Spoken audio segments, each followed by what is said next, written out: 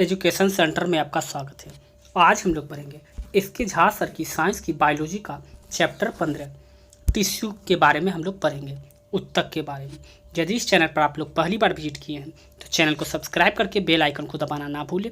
इस पर scientific way में 1 से लेकर 14 चैप्टर तक आपको प्लेलिस्ट में मिल जाएगा। तो चलिए हम लोग वीडियो को शुरू करते हैं, एक एक टॉपिक को अच्छे से पढ़ते हैं। अब बात करते हैं टिश्यू की। टिश्यू, सर्वप्रथम टिश्यू शब्द का प्रयोग फ्रांस के शल्य चिकित्सक बायचेट ने किया।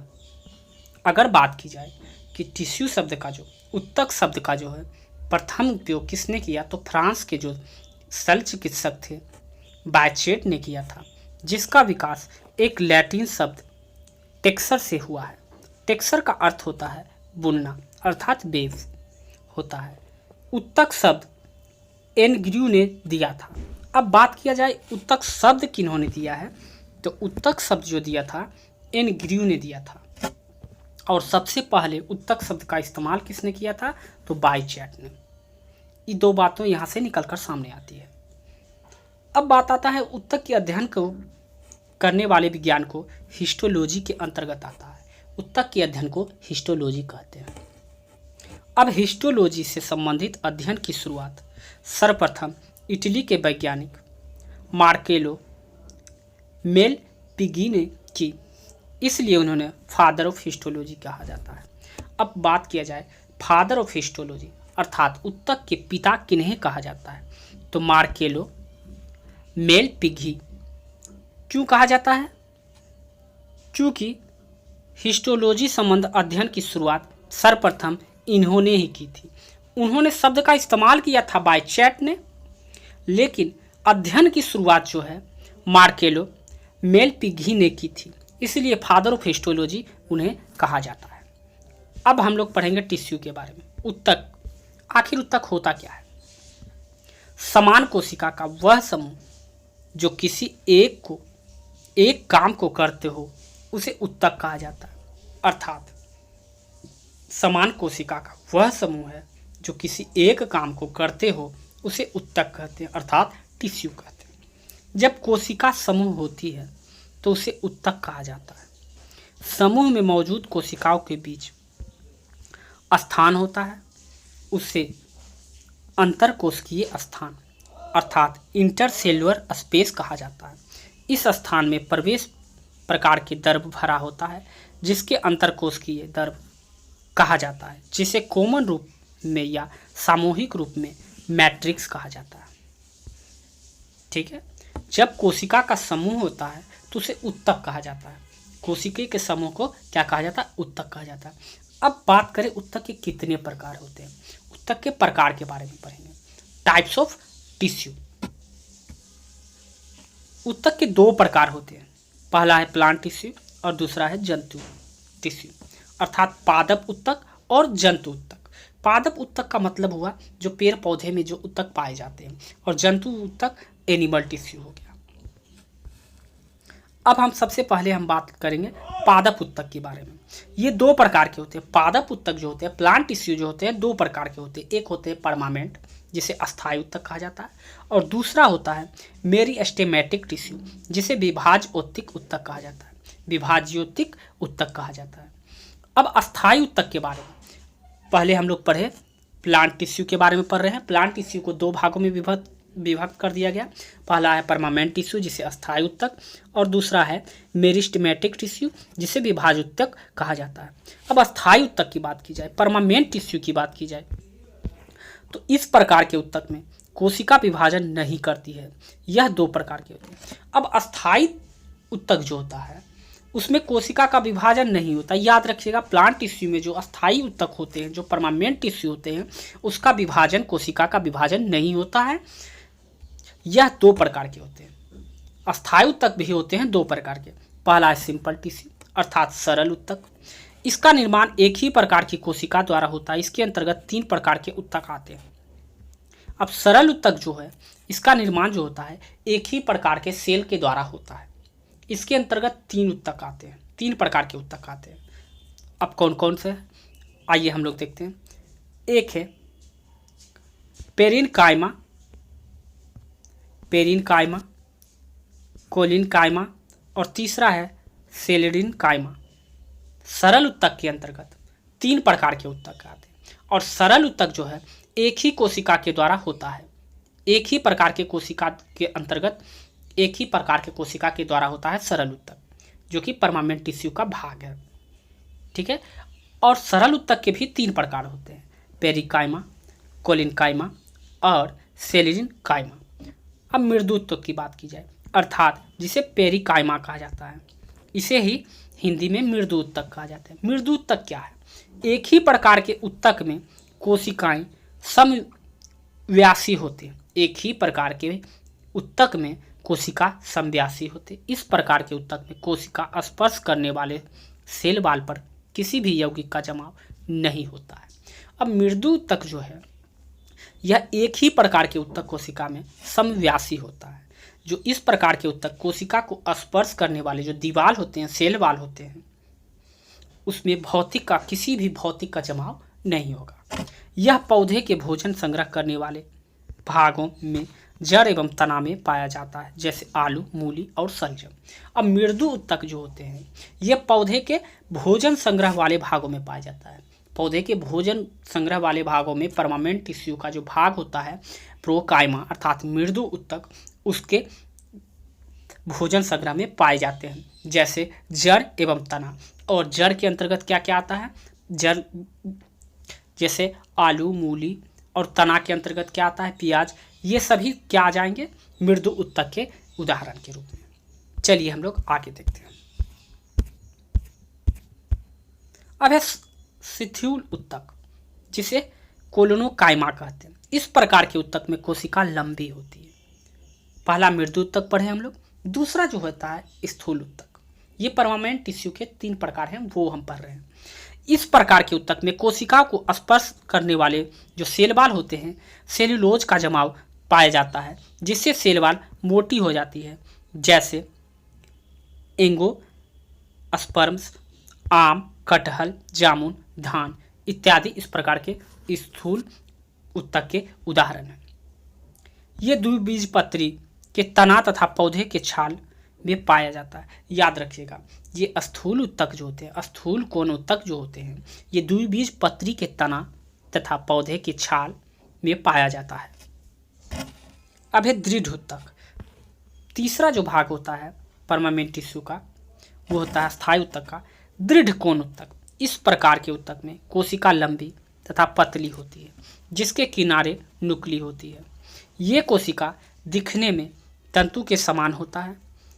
कोशिका को स्पर्श करने वाले सेल वाल को लिग्निन का जमाव पाया जाता है, जिससे वयस्क अवस्था में एडल्ट स्टेज में यह कोशिका क्या होती है?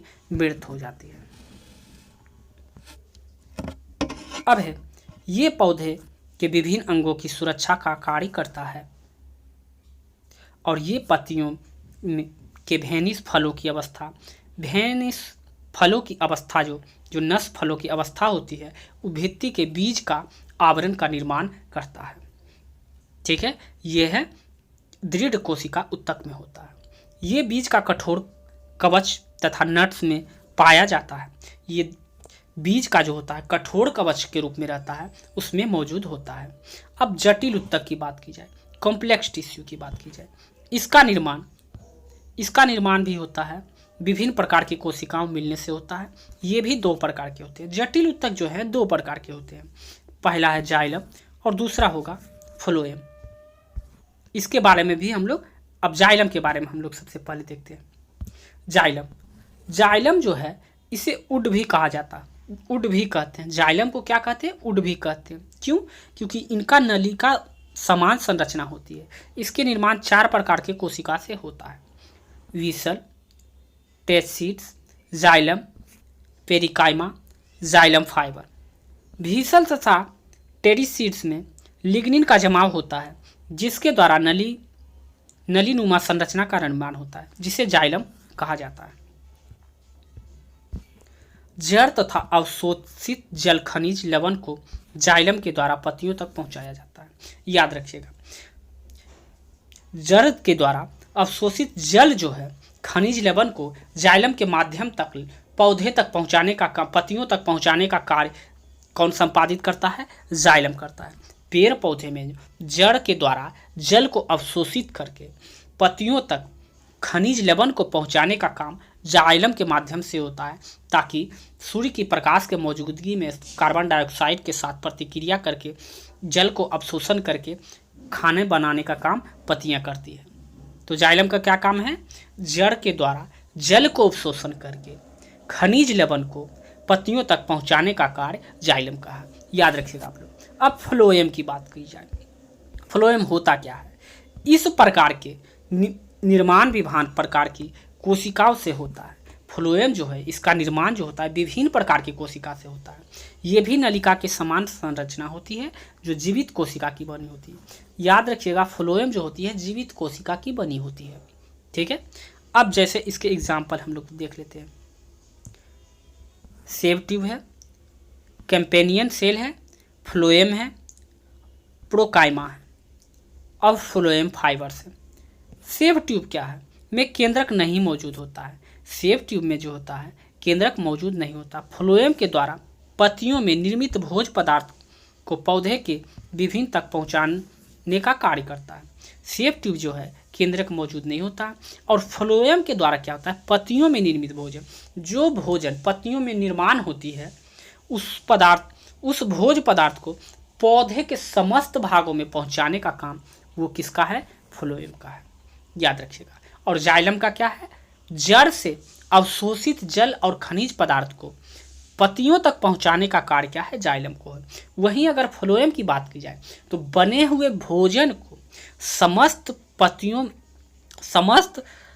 भोज्य पदार्थ के पौधे के विभिन्न अंगों तक, विभिन्न भागों तक पहुंचाने का काम फ्लोएम का है।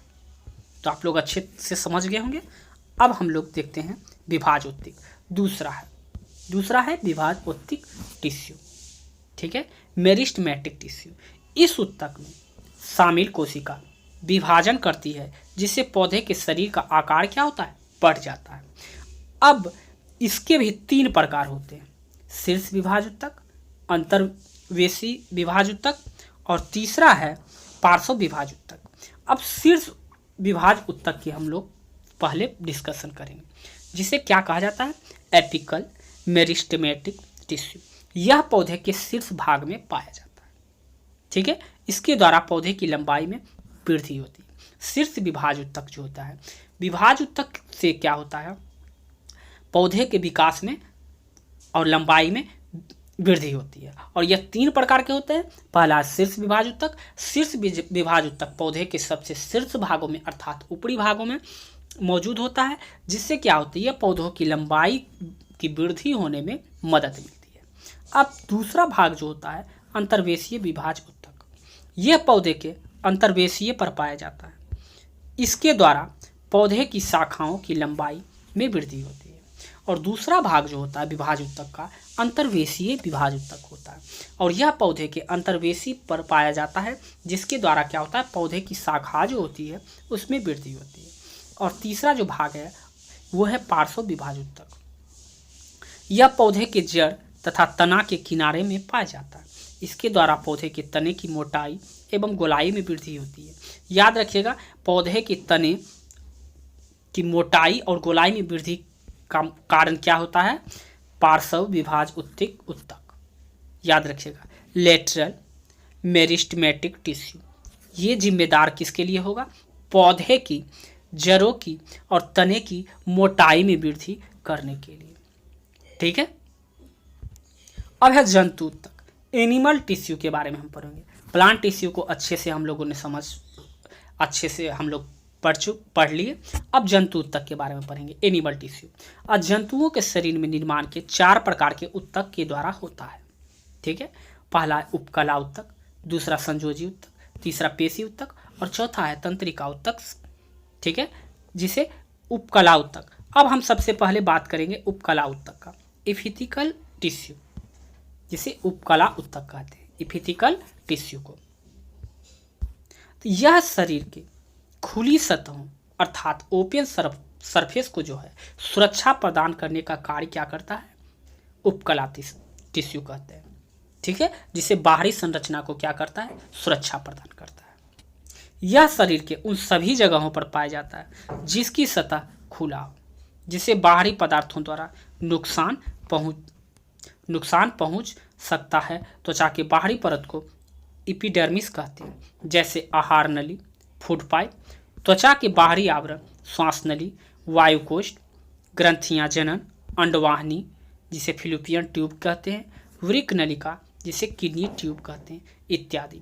ये सभी किसके उदाहरण हैं, उपकला उत्तक के, अर्थात एपिथिकल टिश्यू के।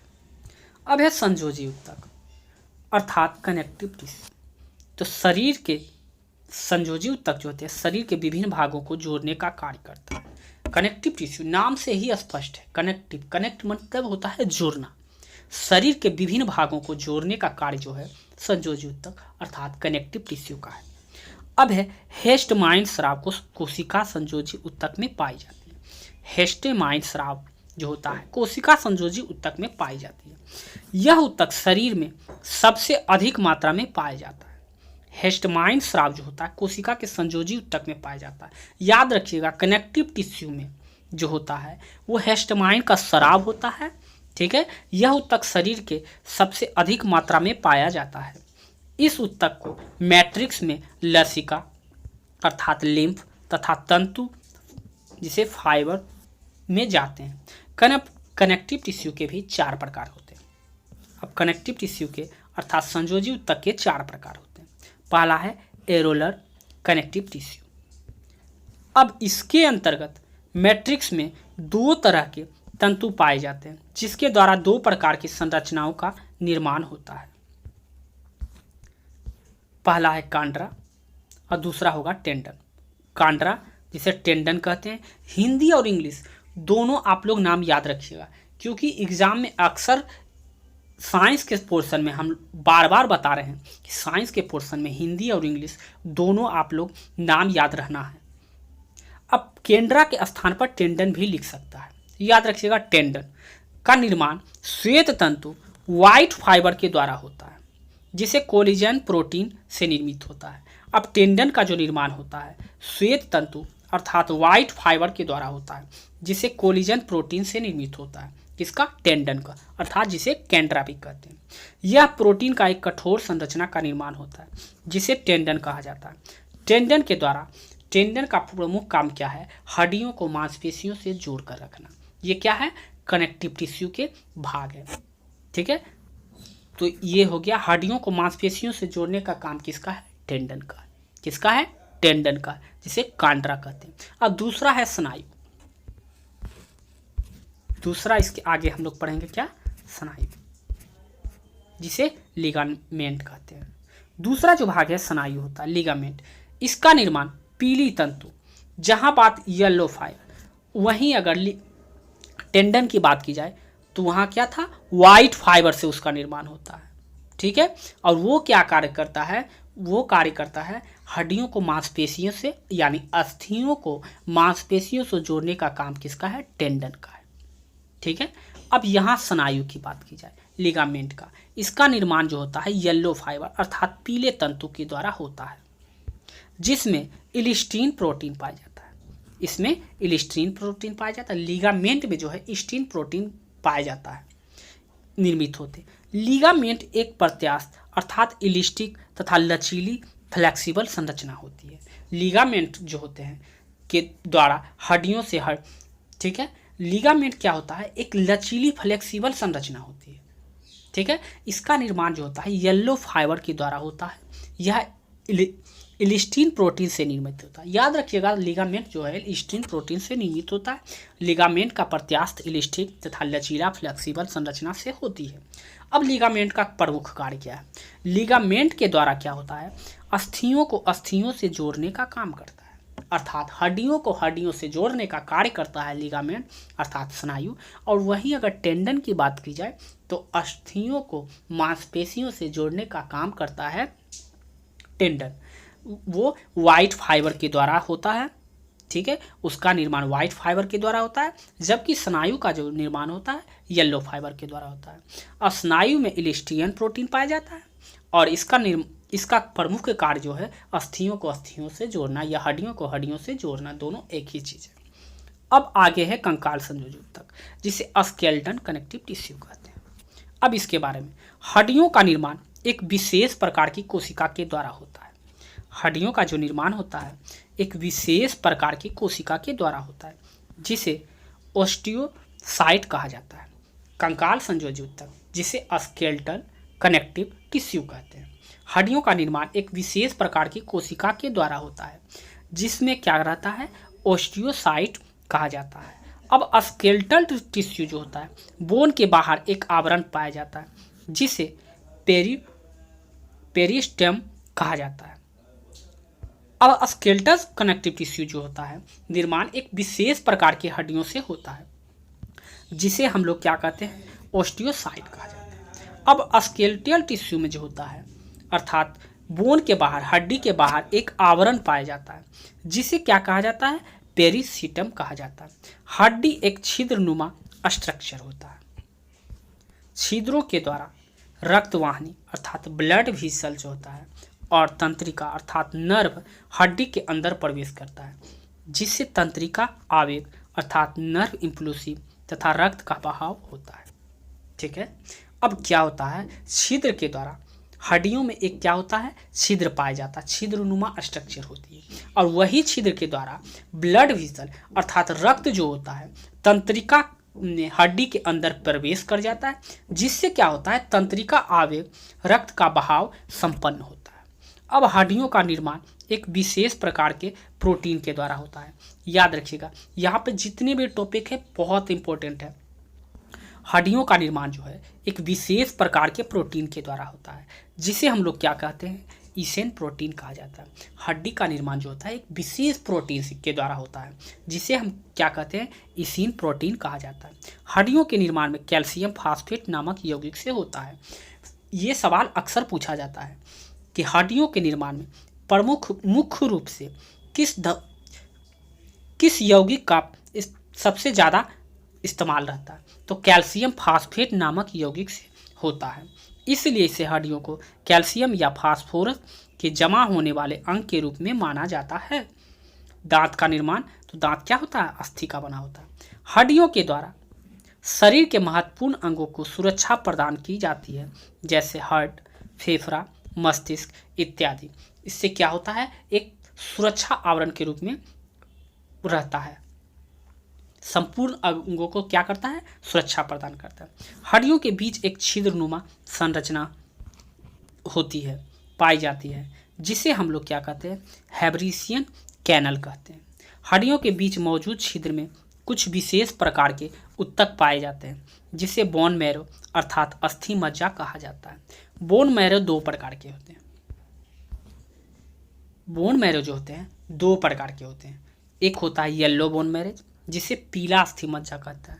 यह लंबी हड्डियों के बीच मौजूद छिद्र में पाया जाता है। बोन मैरो जो होता है पीला अस्थि मज्जा, यह लंबी हड्डियों के बीच मौजूद छिद्र में पाया जाता है। इसके द्वारा WBC का निर्माण होता है। बोन मैरो जो होता है पीली को दो वर्गों में बांटा गया है। पहला येलो बोन मैरेज, जिसे पीली अस्थि मज्जा कहेंगे। यह लंबी हड्डियों के मौजूद एक छिद्र पाया जाता है। इसके द्वारा WBC का निर्माण होता है।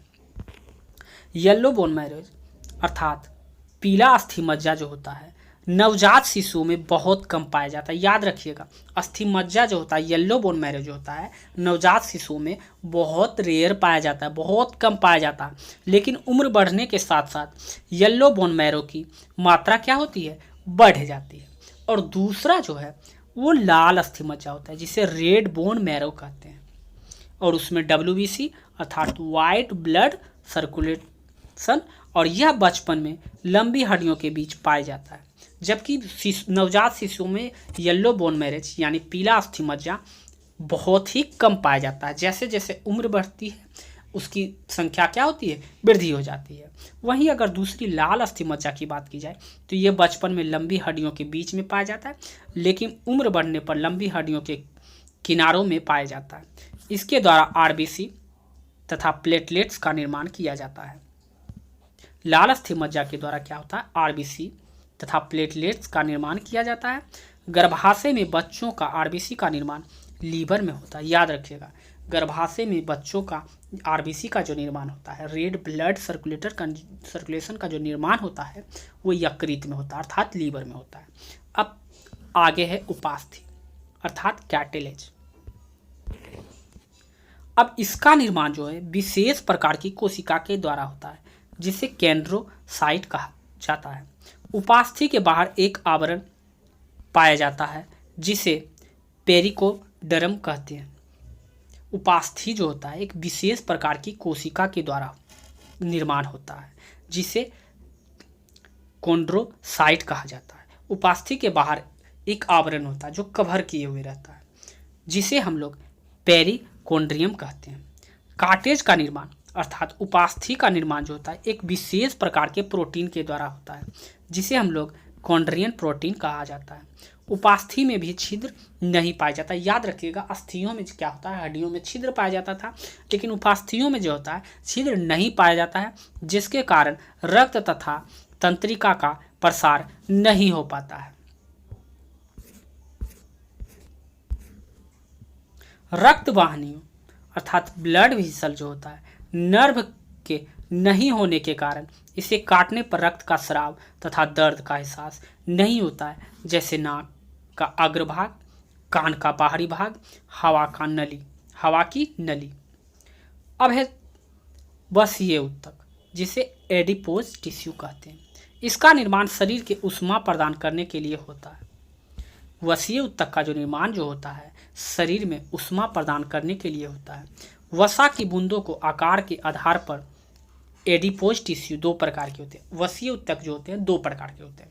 अब वसीय उत्तक का जो निर्माण होता है शरीर में ऊष्मा प्रदान करने के लिए वसीय उत्तक का जो निर्माण होता है शरीर में ऊष्मा प्रदान करने के लिए होता है और वसा के बूंदों को आकार के आधार पर दो प्रकार में बांटा गया है। पहला है व्हाइट एडिपोज टिश्यू जिसे हम लोग कहते हैं सफ़ेद वसीय उत्तक। इस वसा की बूंदों की बड़ी होती है, इसमें वसा की बूंद जो होती है बड़ी होती है। किसमें? व्हाइट एडिपोज टिश्यू में, अर्थात सफ़ेद उजला वसीय उत्तक में जो होता है वसा की बूंदों का आकार जो होता है बड़ा होता है। यह त्वचा के नीचे येलो बोन मैरो जिसे पीला अस्थि मज्जा तथा महत्वपूर्ण अंगों के चारों तरफ पाया जाता है।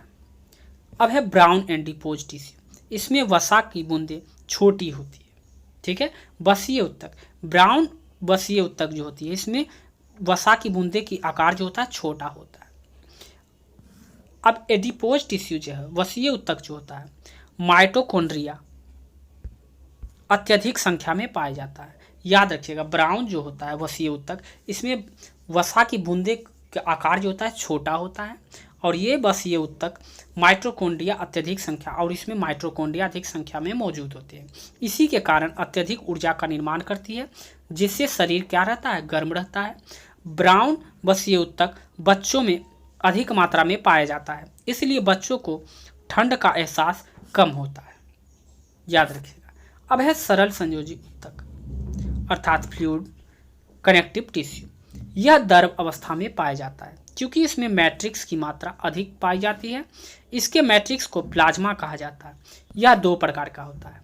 सरल संयोजी टिश्यू जो होता है फ्लूइड कनेक्टिव टिश्यू यह द्रव अवस्था में मौजूद होता है क्योंकि इसमें मैट्रिक्स की मात्रा अत्यधिक पाई जाती है।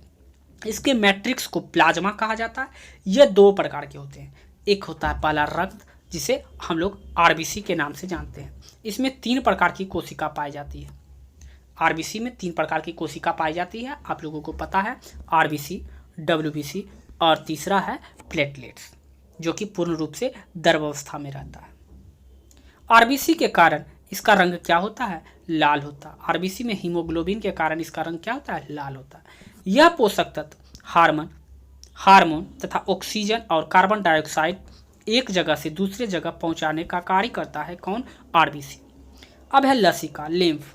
यह बिल्कुल रक्त के समान होता है लेकिन इसमें आरबीसी नहीं पाया जाता है। लिम्फ जो होता है, लसिका जो होता है, यह भी रक्त के समान ही होता है लेकिन इसमें आरबीसी का कोई मात्रा मौजूद नहीं होता है। आरबीसी के नहीं होने के कारण इसका रंग जो होता है सफ़ेद होता है। किसका? लसीका अर्थात लिम्फ का। लिम्फ में WBC बहुत अधिक संख्या में पाए जाते हैं, जिसके द्वारा रोगों से लड़ने के लिए एंटीबॉडी का निर्माण किया जाता है। इसी कारण से क्या होता है, WBC में, लिम्फ में WBC की अधिक मात्रा होती है। इसी कारण से इसमें रोग से लड़ने के लिए एंटीबॉडी मौजूद होता है। ब्लड में लिम्फ शरीर में अलग अलग बहते हैं। ब्लड जिस नली के द्वारा बहता है उसे ब्लड वेसल कहते हैं, जबकि लिम्फ के बहने वाली नली को लिम्फ वेसल कहते हैं। याद रखिएगा। चैप्टर थोड़ा बड़ा है, इसलिए टिश्यू को आज के लिए बस इतना ही। इसका दूसरा पार्ट हम लोग दूसरे पार्ट के साथ जल्द हम लोग मिलते हैं। तो यदि आपको यह वीडियो अच्छा और हेल्पफुल लगा हो तो प्लीज़ चैनल को सब्सक्राइब करके बेल आइकन को दबाना ना भूलें, ताकि जब भी इस पर कोई न्यू वीडियो अपलोड हो उसका नोटिफिकेशन पहुँचे सबसे पहले आपको।